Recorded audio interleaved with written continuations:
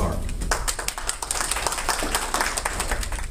Real quick, can everybody pull out your orange sheet of integrity? The orange sheet of integrity. After today's talk, for those of you that would like a copy of the PowerPoint presentation and the slides and some of the notes, I'd be happy to send that to you. But one of the things that helps me, because I do speak to a couple hundred groups a year, is going through here. If you could just take a second to rate yourself. If you see at the bottom right here, on a scale of 1 to 10, with 10 being the best, how happy are you with your company's PR campaign? Obviously, if you don't have one, it'd probably be a 1. And if you had a great one, it might be a 10. But just so I kind of know where you're coming from. And then the second question is on a scale of 1 to 10, with 10 being the best, how confident are you that you have the tools needed?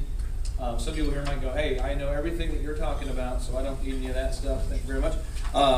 Third question is on a scale of 1 to 10, with 10 being the best, how much do you know about PR before today's presentation?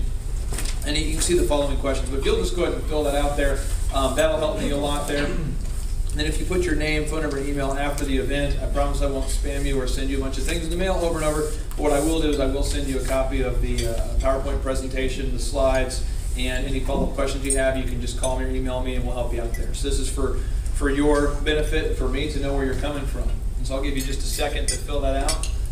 In the meantime, I'll just sing the Jeopardy theme song. Today's topic is how to use PR like the stars, the art of converting clicks into cash.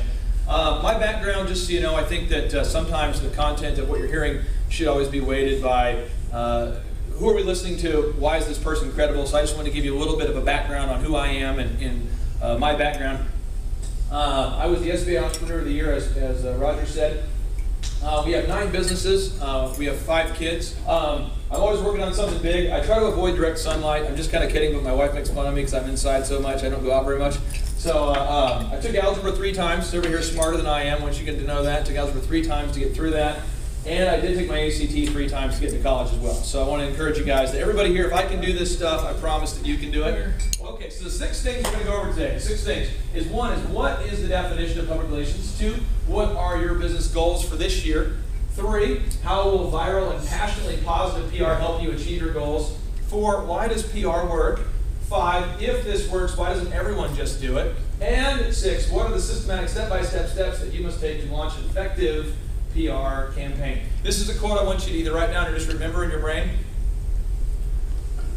I define what I do as gift wrapping. If you package a bracelet in a Tiffany box, it will have a higher perceived value than if presented in a Kmart box. Same bracelet, different perception. Who here remembers the British invasion when the Beatles landed? I do not. I'm 32, so I don't remember that specifically. I've seen it. Who remembers when they landed here, okay? True story. They landed. If you read a book called Guerrilla PR 2.0, you can read the historical review of this, but it's Guerrilla PR 2.0. Phenomenal. The Beatles land, from Britain. They land over here. No one knows who they are at this point. Okay, so the kids are like, who are these guys?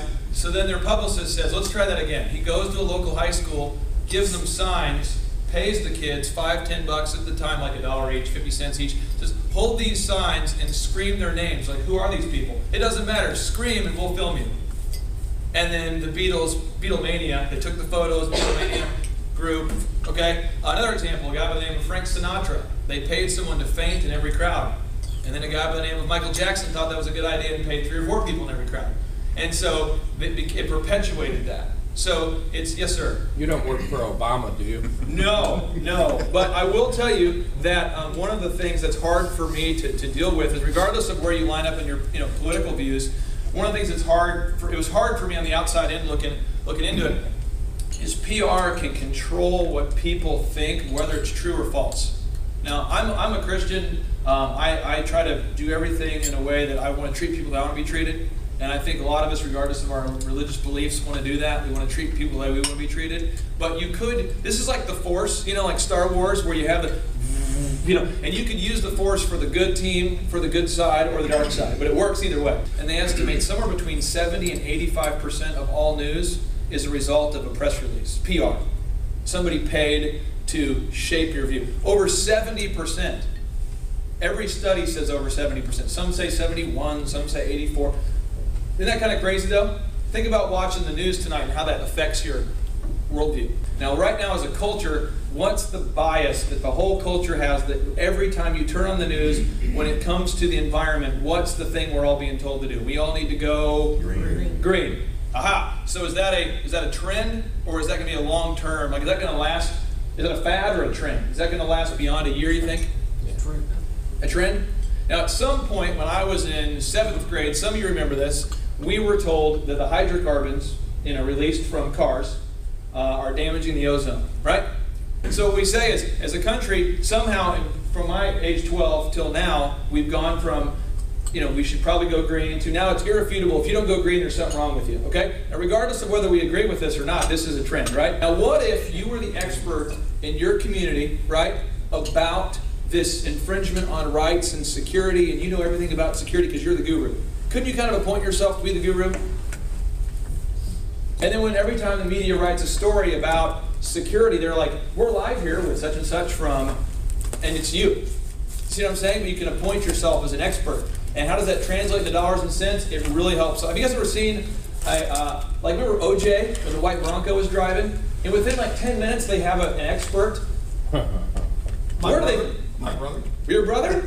He was one of the guys they kept talking to all the time. Awesome. Well, that's an example. He's a lawyer, but we didn't believe him. Well, you know what I'm saying? So how do you find these experts? They find these experts because people in a room just like this decide they're going to start promoting themselves as experts and making those connections so that when things happen, you'll get the call. And I promise you it will dramatically impact your sales. So I'm saying, what if we gift wrapped our ID business, our security business, in a way that gift wrapped us like the Tiffany's box? Does that make sense? Where people now don't care about the price, they care about the value. Even though it's the same bracelet in the box.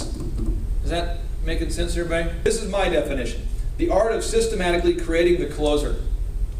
The closer that you can use to enhance your existing reputation and close more deals now. When you get in front of your ideal clients and likely buyers. Again, the art of systematically creating the closer.